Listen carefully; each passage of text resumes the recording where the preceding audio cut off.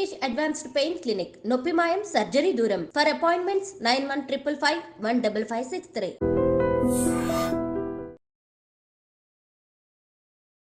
Hi guys, welcome to I dream. నేను మీ చాణక్య.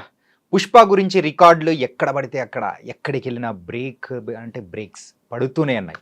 మొన్న పాట్నాలో ఎలాంటి బ్రేక్ చూసాము కదా. మరి ఎంతోమంది ప్రేక్షకులు వచ్చారు. అలాగే చెన్నైకి వెళ్ళిన తర్వాత కూడా ప్రేక్షకులు తండోపతండాలుగా వచ్చారు.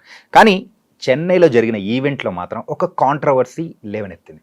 అది ఎవరో కాదు, మరి మ్యూజిక్ సెన్సేషన్, మ్యూజిక్ డైరెక్టర్ అయిన డిఎస్పి. అసలు ఎందుకు అంత కోపం వచ్చింది, ఆ కాంట్రవర్సీ ఇంత పెద్దగా అవడానికి గల రీజన్ ఏంటి, అసలు డిఎస్పికి కోపం ఎందుకు వచ్చింది అనే దాని గురించి కూడా ఇప్పుడు మనతో మాట్లాడదాం. మనతో మాట్లాడడానికి ఇప్పుడైతే ఫిలిం క్రిటిక్ మరియు సీనియర్ జర్నలిస్ట్ భరద్వాజ్ గారు ఉన్నారు. ఆయనతో మాట్లాడదాం. సార్ నమస్తే. సార్ నమస్తే సార్. పుష్ప గురించి అందరూ అని హైప్ ఎక్కించుకుంటూ అరే మూవీ ఎప్పుడు వస్తుందని చెప్పేసి అనుకుంటూ ఆ టైప్లో ఉన్నారు.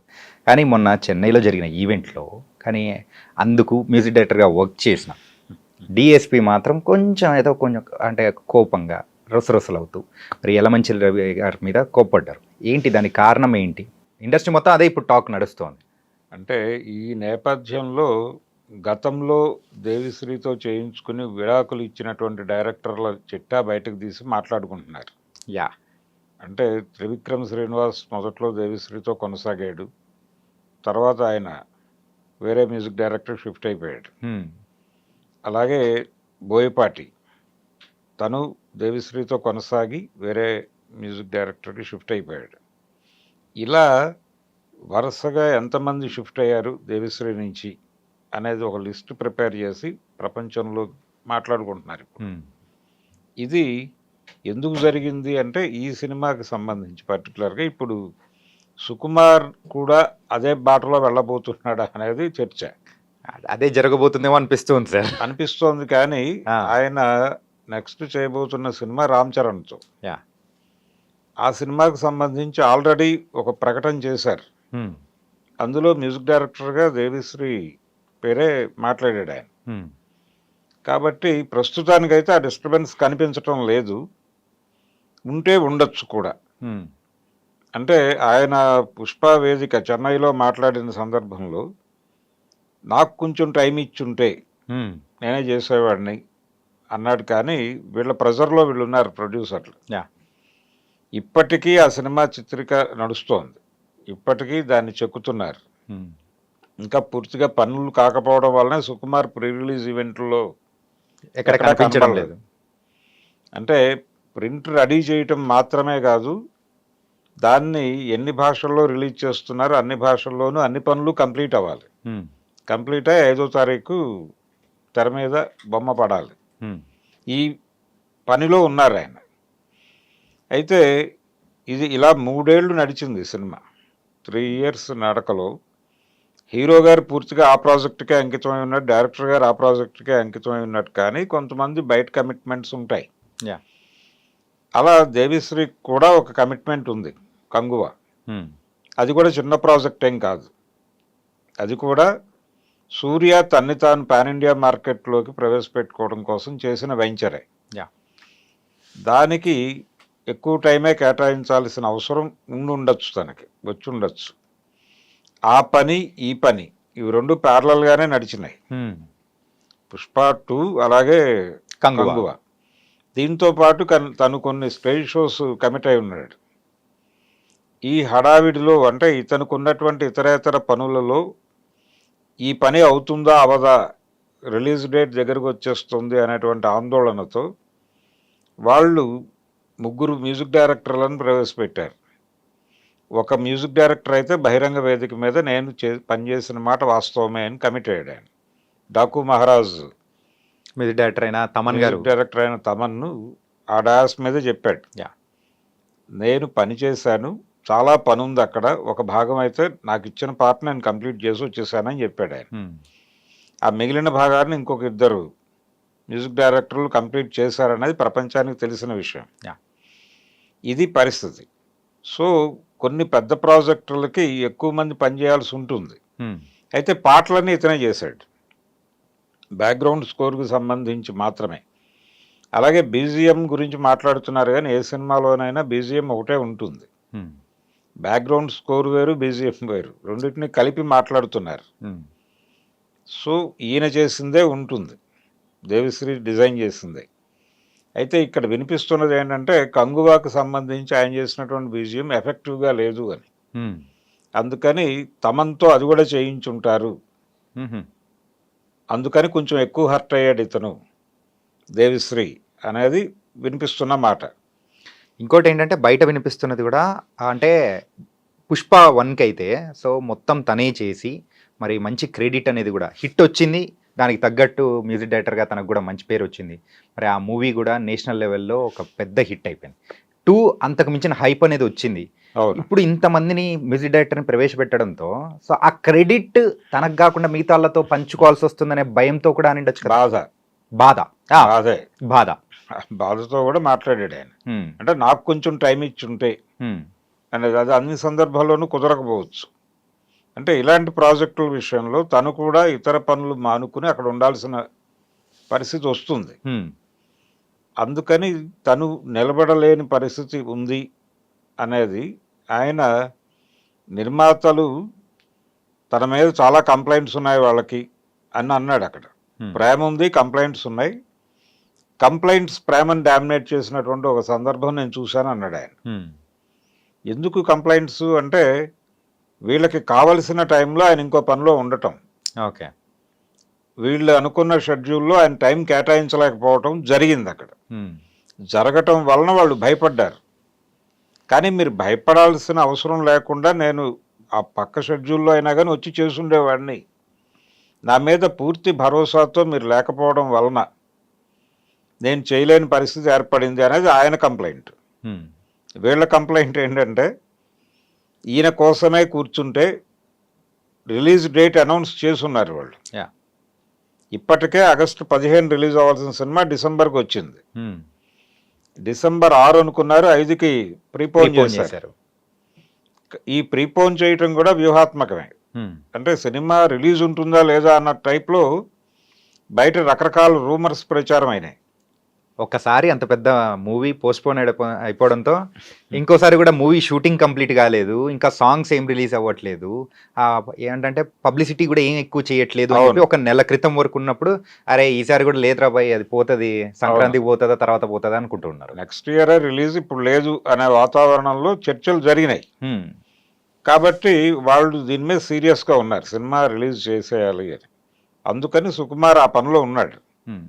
ఆ పనిలో ఉండగా ఈ బ్యాక్గ్రౌండ్ స్కోర్కు సంబంధించిన డిస్టర్బెన్స్ ఎప్పుడైతే ఈయన ఆ వేదిక మీద అలా మాట్లాడాడు, ఏదో జరిగింది, వీళ్ళ మధ్య చిన్న ఘర్షణ ఉంది, ఒక చిన్న కమ్యూనికేషన్ గ్యాప్ ఉంది అనేది అందరికీ తెలిసిన విషయమే. దాన్ని ఎప్పుడైతే ఈయన బహిరంగంగా డాష్ మీద పంచుకున్నాడో జనాలతో, ఇలా పంచుకోవాల్సిన అవసరం ఉందా ఇది అనేది బయట వినిపిస్తున్నటువంటి మాట. ఇది కొత్త ఏం కాదు ఆయనకి. గతంలో కూడా ఒకసారి బోయపాటి నేను చాలా అంటే తను లాక్కొచ్చి పని చేయించుకున్న టోన్లో మాట్లాడాడు ఆయన బోయపాటి. అట్లా ఏం లేదు, నేను ఏ సినిమా చేసినా అలాగే చేస్తాను, నేనే కూర్చున్నాను, నేనే వచ్చాను, నేను వస్తాను, రాను అనేది కరెక్ట్ మాట కాదు అని చెప్పి స్టేజ్ మీదే ఆయన చెప్పిన స్టేట్మెంట్ని కాంట్రడక్ట్ చేస్తూ ఈయన మాట్లాడాడు. ఇద్దరు ఉన్నారు డాన్స్ మీద, ఓకే, లెజెండ్ సినిమాకి. ఆ తర్వాత ఆయన దేవిశ్రీ నుంచి పక్కకి జరిగాడు.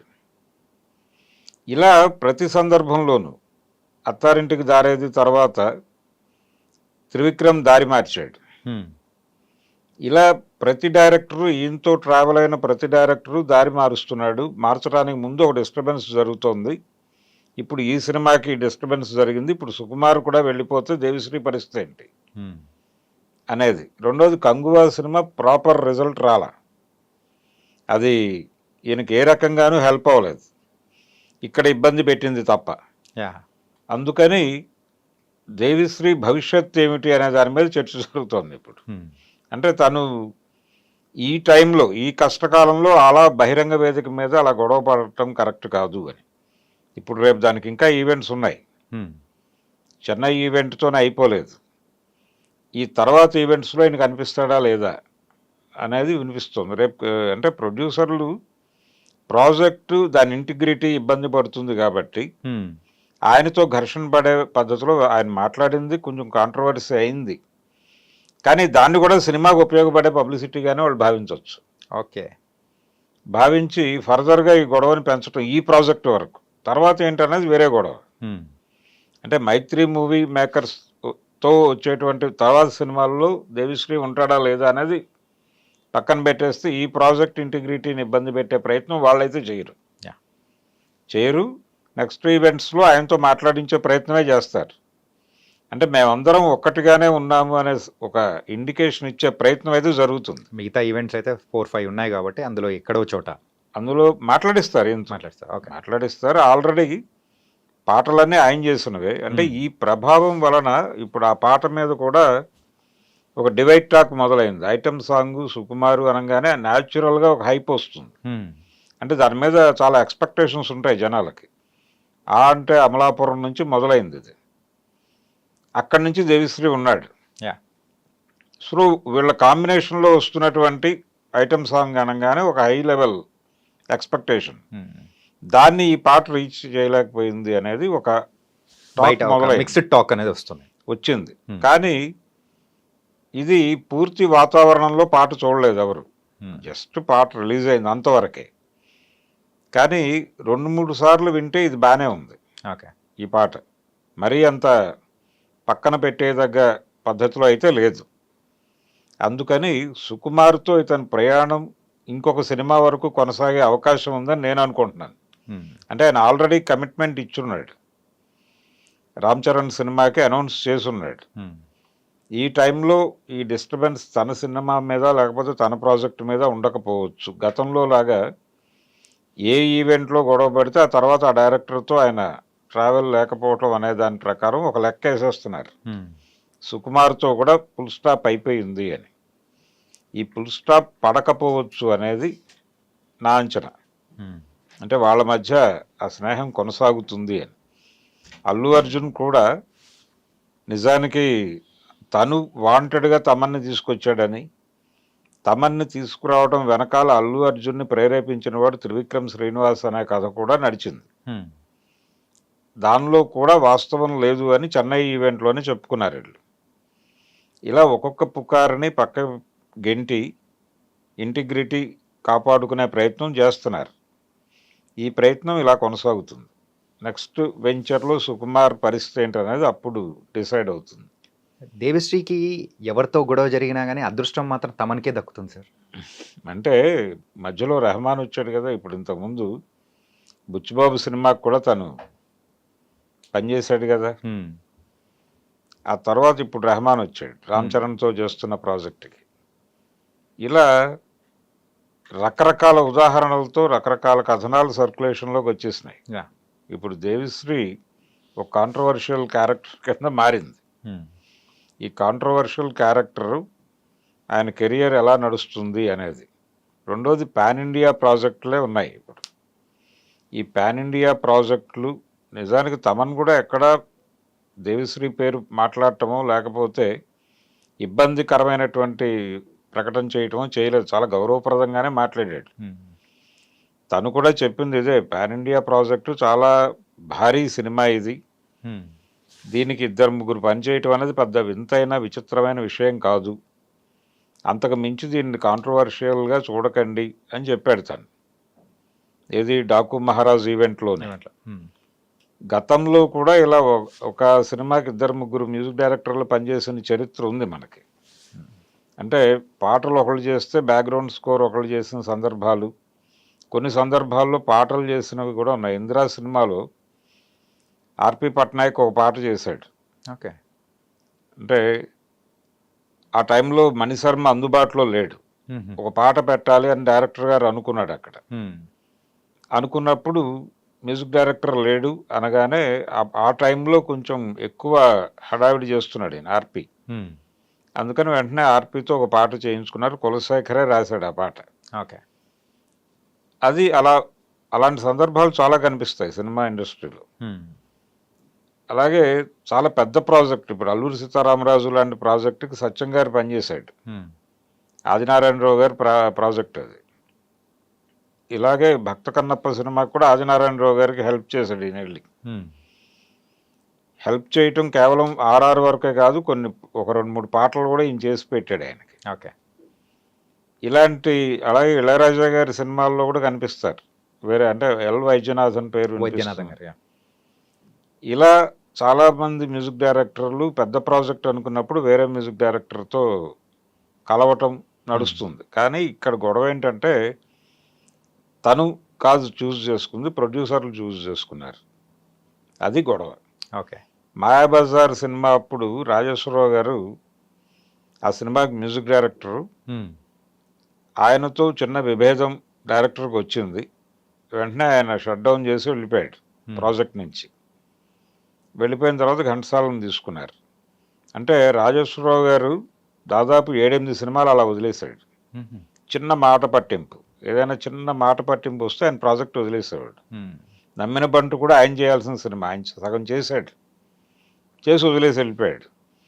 దానవేరు సూరకర్ణ కూడా ఆయనే, అంటే ఆ మొదటి పాట ఏ తల్లి నిన్ను కన్నదో అనేది రాజేశ్వరరావు గారు చేశాడు. ఆ తర్వాత వదిలేసి వెళ్ళిపోయాడు. సీతారామ కళ్యాణం కూడా ఆయన అలా వదిలేసి వెళ్ళిపోయాడు. అంటే ప్రొడ్యూసర్గా ఉన్నటువంటి త్రివిక్రమరావు గారు ఏదో అడ్వైజ్ చేసే ప్రయత్నం చేశాడట. చేస్తే ఆ మర్నాడు ఆయన మ్యూజిక్ సిట్టింగ్కి రాకపోతే ఎన్టీఆర్ ఫోన్ చేశాడు ఆయన ల్యాండ్ లైన్కి.